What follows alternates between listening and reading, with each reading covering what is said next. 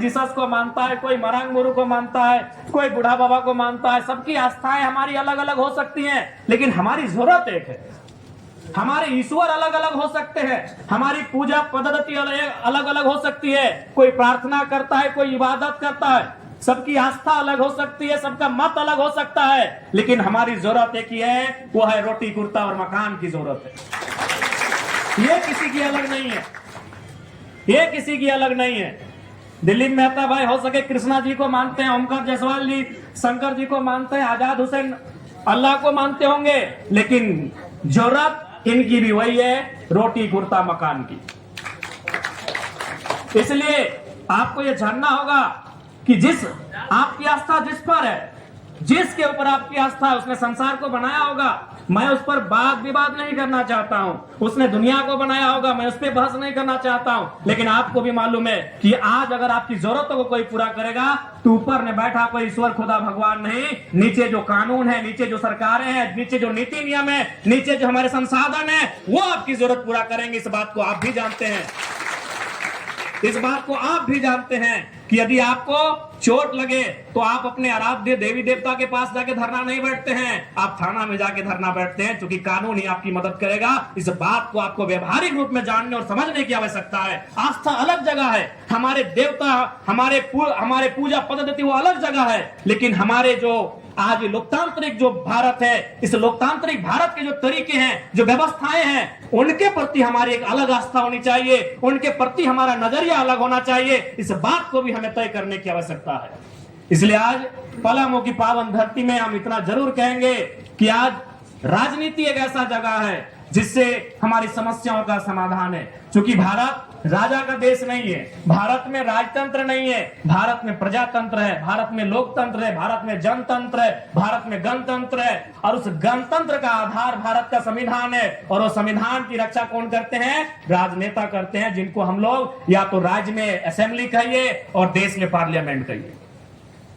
और वहां कौन चुन के जाते हैं? हमारे और आपके वोटों से लीडर चुन के जाते हैं। इसलिए लीडर का चुनाव बढ़िया होना चाहिए। आज हम अपने लीडर की शिकायत करते हैं, हम फिर जब चुनाव आता है हम उनको वोट करते हैं, फिर चुनाव के 6 महीने बाद हम उनकी शिकायत करते हैं। तो उसका कारण कहीं ना कहीं हमारा नजरिया है, हमारी मानसिकता है। मैं आप सभी को तो नहीं कहूंगा, लेकिन ये सच्चाई है। मैं डायरेक्ट आपको नहीं कहूंगा, लेकिन ये सच्चाई है। आज चुनाव का प्रचलन क्या है हमारे राज्य में? आज चुनाव का प्रचलन क्या है हमारे देश में? कोई हमें 500 रुपया थमा दे, कोई हमें 1 बोतल शराब थमा दे, कोई हमें मांस मदिरा थमा दे, तो उन्हें हम वोट कर जाते हैं। एक बात दिल से सोचिए कि 500 रुपए में हम अपना ईमान बरकरार नहीं रख पाए तो विधायक लोग को 5 करोड़ का लालच मिलता है। कैसे ईमान रखते हैं? हम 500 रुपए में अपने ईमान को नहीं रख पाए और हम ना चाहते हुए फिर उसी नेता को वोट दे दिए कि भैया रात को पैसा पकड़ लिए, भैया रात को हम पैसा पकड़ लिए हैं। रास्ता में जाते जाते अरे भोटवा ना तभी 2 पीस और मिठवा तो खा ले, भैया खा लिए हैं, अब अन्न खा लिए तो गुनवा कैसे नहीं गए। जब हम 500 रुपए में अपना ईमान को नहीं रख पाते तो सोच के देखिए, एक करप्शन में नेताओं के पास 5 करोड़ से लेकर कई करोड़ तक दिया जाता है कि नेताजी इसमें आप चुप रहिएगा, नेताजी इसमें फाइल में साइन कर दीजिएगा, नेताजी इस विषय को विधानसभा में मत उठाइएगा। तो बताइए वो अपने ईमान रख पाएंगे? जब हम जनता 500 रुपए में ईमान को नहीं रख पाते हैं तो हम उस नेता से कैसे अपेक्षा रखें, कैसे उम्मीद रखें कि 5 करोड़ मिलने के बाद अपने ईमान को जिंदा रखेगा। इसलिए अगर वास्तव में इस राज्य को बदलना है तो ऐसे नेता चुनना होगा जिन्हें मोह माया ना हो। जिंदाबाद। जब तक उनमें मोह होगा, जब तक उनमें लालसा होगी निजी, जब तक उनमें अपनी महत्वाकांक्षा होगी, इस राज्य को नहीं बदल सकते हैं। ऐसे युवाओं को लाना होगा जिनमें मोह ना हो। क्योंकि उस सिस्टम में जाने के बाद आपको क्या लगता है कि हमें ऑफर नहीं आता है? दुनिया भर का ऑफर आता है, लेकिन लोग पीछे से बोलते हैं कि यार ये ना झुकेगा, ये तो देखते हैं शमशान घाट में जाके बैठता ही मोह माया से ऊपर हो गया है। वही लोग फिर बोलता है कि तो देखते हैं यार शमशान घाट में जाके वीडियो बनाता है। विधानसभा में देखते हैं 2 ठंडा के दिन में अपनी जैकेट पहन के आता है, देखे टी शर्ट के ऊपर एकदम गांव घर के दहर ऊपर में टी शर्ट पहन के जाता है। तो आज अगर हम लोग को ऐसे युवाओं का चयन करना होगा, आज एगो डर भी है, जैसे बचपन में हम लोग का नानी डराती थी, खासकर हमारा नानी बहुत डराई है कि उस पीपल पेड़ के नीचे नहीं जाना शाम के समय, वहां को ब्रह्मचारी भूत है, वो जरिया वो जंगल में मत जाना, वहां सांप है बिच्छू है। उसी प्रकार आज लोग हमें युवाओं को डराते हैं कि राजनीति में मत आना, राजनीति दलदल है, राजनीति कीचड़ है, और नौजवान डॉक्टर इंजीनियर बनने लगते हैं और फिर उसी राजनेता को जाके पैरवी करते हैं कि हमारा यहाँ ट्रांसफर कर दीजिए। जितना घर में बचपन में लोग डराते थे हमें कि वहां नहीं जाना, वहां भूत है, लेकिन वहां जब चले गए तो पता चला भूत नहीं है। तो ठीक उसी प्रकार आज नौजवानों को उस डर को जो इनके माइंडसेट में डाल दिया गया है कि राजनीति एक दलदल है, राजनीति एक कीचड़ है, वहां जाके देखिए ठीक है कीचड़ है, लेकिन किसने कहा साफ नहीं होगा? हाँ है कीचड़ है दलदल, लेकिन किसने कहा साफ नहीं होगा? आज साफ करने के लिए हम प्रयास कर रहे हैं कि नहीं? आज क्यों इनको हमसे तकलीफ है? विधायक तो बहुत सारे नए गए, आपके यहाँ के विधायक भी कम उम्र में विधायक बन के गए थे। झारखंड में कई विधायक है जो 30-35 साल में विधायक बन के गए, लेकिन पहला विधायक है जो खाली पांव बिना चप्पल के पहुंच गए, उनको तकलीफ हुआ। आज इस देश की सबसे बड़ी समस्या क्या है? कैपिटलिज्म। आज हर दूसरा घर परेशान है, आज हर व्यक्ति परेशान है, किसान परेशान है, छोटे व्यापारी परेशान है, मजदूर परेशान है, हर वर्ग परेशान है। कारण क्या है? कैपिटलिज्म। कि कुछ लोगों के पास बहुत पैसा है और बहुत बड़ी आबादी के पास कुछ नहीं है, तो जब हम खाली पांव जाते हैं ना तो उनको चोट पहुंचता है कि ये कैसे विधायक बन गया। परेशानी हमसे क्यों है? अरे हमारी उम्र में बहुत सारे लोग विधायक बने, लेकिन विधायक बनने के बाद उन्होंने उसी प्रचलन को अपनाया, उसी प्रोटोकॉल को अपनाया। आज हमारा खाली पांव जाना उनकी करोड़ों के रुपए को ठोकर जैसा लगता है। एक बागी कहां से घुस आया है, ये धारा के विपरीत कैसे बहने लगा है। तो इसलिए आज आवश्यकता है राजनीतिक सुधार की, और पलामू की पावन धरती से ये विश्वास हो रहा है कि राजनीतिक बदलाव जरूर इस राज्य में होंगे, क्योंकि राजनीति है, ये व्यवस्था ही है जिसमें हम लोग आके इस व्यवस्था को बदल सकते हैं। व्यवस्था से इतर होकर इस व्यवस्था को नहीं बदल सकते हैं। इसलिए आज पलामू की पावन धरती में आप सभी से मेरा ये अनुरोध होगा कि आप राजनीति को समझें। अगर आज आप राजनीति को नहीं समझेंगे तो राजनीति आपको नहीं समझेगी।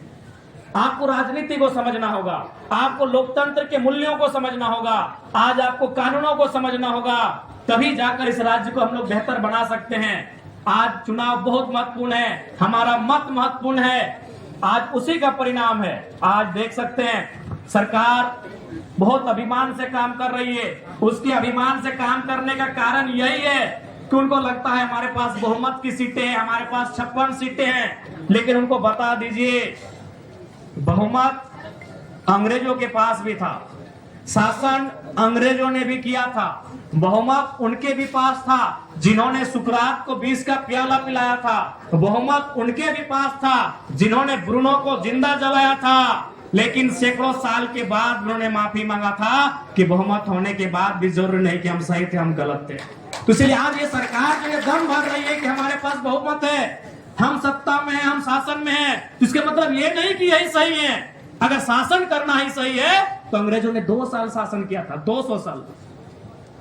अगर शासन करना ही सही का प्रमाण है तो इस देश में अंग्रेजों ने 200-250 साल शासन किया था। इसका मतलब ये नहीं कि वे लोग सही है, लेकिन ये तो है कि जनता ने उन्हें अवसर दिया है। क्योंकि आज हमारे देश का जो वोटर है, हमारे देश के जो वोटर्स है, उनका माइंडसेट एक अलग डिफरेंट का है, एक आइडियोलॉजी का हो चुका है कि भाई एक आइडियोलॉजी ये है कि एनडीए के साइड से जो भी आएंगे वो कोई भी रहे, बेकार रहे हमें मतलब नहीं है, हम उनको वोट कर देंगे। और एक आइडियोलॉजी ये सेट हो गई है कि एनडीए के जो हरा दे वो कोई रहे मतलब नहीं, हम उनको वोट कर देंगे। इन दो आइडियोलॉजी के बीच आज हमारा भारत है, इन दो आइडियोलॉजी के बीच हमारा झारखंड है, और उस विकट परिस्थिति में हम लोग तीसरी आइडियोलॉजी लेकर आए हैं कि भाई नेता यानी जनता के बीच चुनकर जाने वाला वो जनता के लिए काम करेगा, वो to the people, of the people, by the people की जो परिभाषा है उसे परिभाषित करेगा। ये चुनौती भरा काम था, लेकिन उसके बाद भी पहले ही चुनाव में हमारी पार्टी ने, हमारे संगठन ने लगभग 11 लाख वोट लाकर 7%, 7.5% वोट लाकर यह साबित किया है कि यदि आप मेहनत करें, आप संघर्ष करें तो मंजिल दूर नहीं होती है। क्योंकि आज के डेट में तीसरा विकल्प के बारे में कोई सोच ही नहीं सकता है, लेकिन हमारा यह प्रयास बहुत ही बेहतर रहा है और इसके लिए सभी वे लोग बधाई के पात्र हैं जिन्होंने जेल कैंप के लिए इस विधानसभा के चुनाव में प्रचार प्रसार किया है। विशेषकर देखिए नौजवान साथियों, आज राजनीति का पैटर्न क्या है आपको भी मालूम है कि नौजवान सबको चाहिए। झंडा ढोने की बात है, युवा आगे आएंगे। दरी बिछाने की बात है, युवा आगे आएंगे। नारा लगाने की बात है, युवा आगे आएंगे। कुर्सी लगाने की बात है, युवा आगे आएंगे। नेताओं को चाय पानी करवाने की बात है, युवा आगे आएंगे। लेकिन जब टिकट बंटवारे की बात है तो युवा आगे नहीं आएंगे। लेकिन हमारी पार्टी ने उस पैटर्न को भी तोड़ा है और आप जाके उठा के देख लीजिए, 71 में हमें लगता है कि 80-85% 30-35 साल के नौजवानों को हम लोगों ने चुनाव लड़ाया। उस परिपाटी को हम लोगों ने तोड़ा है, क्योंकि हमारा मानना और आपका भी मानना है कि एक ऐसी अवस्था युवा पीढ़ी जिनमें जुनून है, उनमें काम करने की क्षमता है। इसलिए आपसे भी आग्रह होगा कि राजनीतिक सुचिता को हमें समझना होगा। जिस प्रकार घर में जब हम जाते हैं तो दिन भर का जो हम लोग क्रियाकलाप करते हैं, एक बार जाकर आत्मचिंतन मंथन करते हैं कि आज हमारे घर का इनकम क्या हुआ, कहाँ कहाँ खर्च हुआ, कल हमारी प्लानिंग क्या है, किस खेत में पानी है, उसमें रोपाई कैसा होगा, उसमें खेतीबाड़ी कैसे होगा। अपने घर की जीविका का जो तरीका है उसको हम लोग चर्चा परिचर्चा में इसको भाग में लाते हैं। ठीक उसी प्रकार आपको राजनीति में आकर भाग लेकर चर्चा परिचर्चा करना होगा कि किस नेता का विजन कैसा है, कौन सा नेता, कौन सा लीडर, कौन से लीडर का समूह हमारे राज्य को आगे ले जा सकता है, कौन से लीडर का समूह हमारे जो समस्याएं आई हैं उन समस्याओं का निराकरण कर सकता है। ये आपको भी चिंतन मंथन करना होगा। 2029 बेशक अभी दूर है, लेकिन समस्याएं हमारे सामने हैं, मुद्दे हमारे सामने हैं। मैं आपको ये कहना चाहूंगा कि हमारी संख्या भले पलामू प्रमंडल में कम है, लेकिन दम है। आप लोग जो भी जनता के मुद्दे हैं उन मुद्दों के साथ अपने कार्य को, अपनी सेवा भाव को जारी रखें। जनता निसंदेह आने वाले दिनों में हमारे साथ जुड़ेंगी, अपना आशीर्वाद भी देंगी। इसलिए मैं पलामू प्रमंडल के तमाम कार्यकर्ता, तमाम पदाधिकारी, तमाम साथियों से कहना चाहूंगा कि जनता की जो समस्याएं हैं उसके साथ जुड़कर रहें। उन समस्याओं के साथ, चाहे वो प्रखंड स्तरीय रहे, जिला स्तरीय रहे, उन मुद्दों के समाधान के लिए अपने प्रयासरत रहे। निसंदेह पलामू की धरती में भी हम लोग बेहतर करने में सफल होंगे। और आज का ये कार्यक्रम, आज की ये सभा इस बात का प्रमाण है कि पलामू, धनबाद, बोकारो के तर्ज पर जेल कैंप की एक नई उभरती हुई पार्टी को अपना आशीर्वाद देने के लिए तत्पर है। आज पलामू के सभागार में उपस्थित सभी लोगों को धन्यवाद देना चाहेंगे। और निसंदेह आज इस राज्य, जिस उम्मीद के साथ इस राज्य का निर्माण हुआ था, आज 25 साल हो चुके हैं। 25 साल यानी एक लड़का या लड़की अगर जन्म ली होगी 25 साल पहले, तो आज वो युवावस्था के आसपास आ गया होगा। आज वो बड़ा हो चुका होगा, आज वो जवान हो चुका होगा, आज अपने पांवों पे खड़ा हो चुका होगा। लेकिन 25 सालों में हमारा झारखंड राज्य आज भी अपने पांव पर खड़ा नहीं हो पाया है। अभी उन परिस्थितियों में जब इस राज्य के पास 40% खनिज संपदा है, इस राज्य के पास प्रचुर मात्रा में खनिज संपदा है। इस राज्य की एक खासियत है कि पूरे विश्व के मानचित्र में इस राज्य को एक विशेष स्थान मिला है। लेकिन उसके बाद भी हमारा दुर्भाग्य है कि आज हमारा राज्य, किसी भी इंडेक्स को देख ले, आपके हाथों में हजारों रुपए के मोबाइल हैं, उनमें आपका गूगल का साइट है, क्रोम का साइट है। किसी भी इंडेक्स को आप सर्च कर लें, चाहे वो एजुकेशन का इंडेक्स हो, चाहे वो हेल्थ का इंडेक्स हो, चाहे वो किसी भी डिपार्टमेंट का इंडेक्स हो, हमारा राज्य 20वें नंबर पर, हमारा राज्य 22वें नंबर पर है। क्योंकि हमने विजनरी लीडर को नहीं खोजा, हमने ऐसे लीडरों का चुनाव नहीं किया जो इस राज्य को आगे ले जा सके। आज जब भी हम लोग दिन भर के क्रियाकलाप के बाद, कार्यक्रमों के बाद घर जाते हैं, तो ये बैठकर सोचते हैं कि हमारे झारखंड का 25 साल कैसा होगा, कहां हमारे साथ धोखा हो रहा है, किन क्षेत्रों में हमारे राज्य के साथ नुकसान हो रहा है। लेकिन बाकी लीडर जाके क्या सोचते होंगे